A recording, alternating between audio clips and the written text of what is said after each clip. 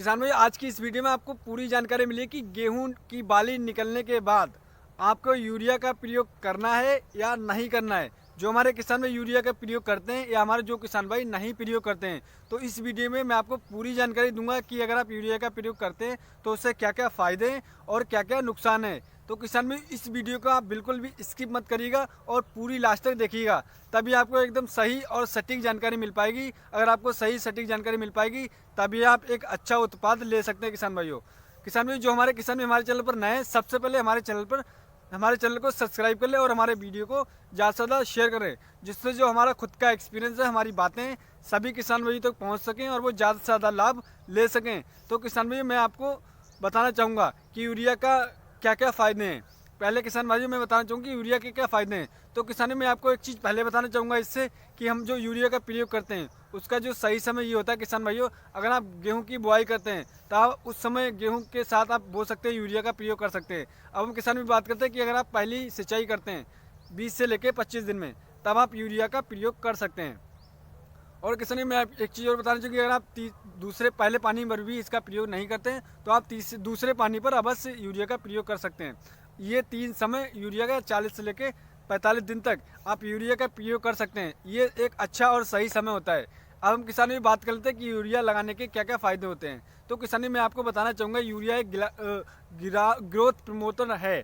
ये growth promoter है क्योंकि ये हमारे ना हार्मोन्स पे कार्य करता है। हमारी जो गेहूं की फसल है उसके ये हार्मोन्स पे कार्य करता है। ये हमारी जो गेहूं की फसल है उसमें एकदम हरियाली बनाकर रखता है और उसकी हाइट को अच्छे से बढ़ाकर रखता है और टिलरिंग होने में बहुत ही ज़्यादा सहायता करता है, क्योंकि किसानों इसमें नाइट्रोजन होता है 46%। और हमारी गेहूँ की फसल में नाइट्रोजन की बहुत ही ज़्यादा आवश्यकता होती है, जैसे कि पानी की आवश्यकता होती है। तो किसान में अगर आप इस समय पर यूरिया का प्रयोग करेंगे तो आपको ये सारे लाभ देखने को मिलेंगे। और किसान में मैं आपको एक चीज़ और बताना चाहूँगा कि अगर आप गेहूं में अगर आप यूरिया का प्रयोग बाली निकलने के बाद करते हैं तो उससे क्या क्या लाभ होते हैं उसके बारे में मैं आपको बताऊंगा। किसान में अगर आप उस समय पे गेहूं में यूरिया का प्रयोग करते हैं तो किसान में उससे ये होगा कि आपकी जो गेहूं की फसल है वो उसकी जो हाइट है एकदम बढ़ जाएगी। ये मैं किसान में फ़ायदे की बात कर रहा हूँ। इसके बाद मैं नुकसान की बात करूँगा कि बाली निकलने के बाद आप यूरिया का प्रयोग करेंगे तो उससे क्या नुकसान है। तो मैं फ़ायदे की पहले बात कर रहा हूँ किसान भाइयों। तो आपकी जो गेहूँ की फसल है उसकी जो हाइट होगी एकदम बढ़ा देगा। अगर आपको भूसे की ज़्यादा ज़रूरत है तो आप यूरिया का प्रयोग कर सकते हैं, क्योंकि उससे हमारा जो लाख होगा उसकी हाइट बढ़ा देगा। ये हाइट को बढ़ाता है, इसका मेन कार्य होता है। किसान में दूसरी चीज़ ये है, ये बाली को बढ़ा देता है, हमारी जो गेहूँ की बाली आती है। और हम तीसरी चीज़ बताऊंगा किसान भाइयों कि हमारी जो गेहूँ की फसल है उसमें एकदम ये हरियाली ला देगा। उससे ये होगा क्योंकि क्लोरोफिल की मात्रा ये ज़्यादा बनेगी तो ज़्यादा हरियाली आ जाएगी हमारी गेहूँ की फसल में। अब हम चौथी बात करना चाहूँगा किसान भाइयों कि हमारी जो जो बाली आएगी उसकी जो लंबाई होगी वो इसको बढ़ा देगा। तो किसान में ये 4 कार्य होते हैं कि बाली निकलने के बाद अगर आप यूरिया का प्रयोग करते हैं तो ये 4 फायदे हैं। अब हम किसान में बात कर लेते हैं कि नुकसान के, इसके क्या नुकसान है अगर आप बाली निकलने के बाद आप इसका प्रयोग करते हैं। तो किसान में आपको एक बहुत ही पहले बताना चाहूँगा कि हमारी जो गेहूं की फसल है उसमें आप यूरिया का प्रयोग करते हैं बाली निकलने के बाद, तो हमारी जो गेहूं की जो लाख है वो एकदम हाइट बढ़ जाती है ज़्यादा। तो अगर हल्की सी भी हवा चलती है तो हमारी गेहूँ की फसल पूरी गिर जाती है, यानी कि लेट जाती है। तो उससे हमें काफ़ी भारी नुकसान उठाना पड़ता है। तो किसान ये सबसे बड़ा नुकसान है, इस चीज़ का आप लोग नोट कर लें किसान भैया।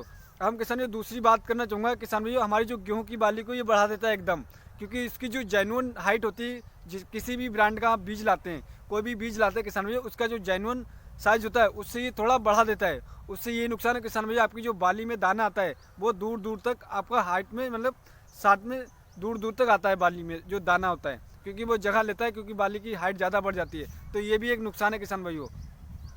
अब मैं तीसरे किसान भाइयों बात करूंगा। तीसरा एक बहुत ही बड़ा नुकसान होता है किसान भाइयों कि उस समय पर आप यूरिया का प्रयोग करते हैं तो बहुत सारी फंगस या बहुत सारी थ्रिप्स का लगने का खतरा रहता है। अगर आप इस चीज़ का आप लोग बिल्कुल ध्यान रखें किसान भाइयों।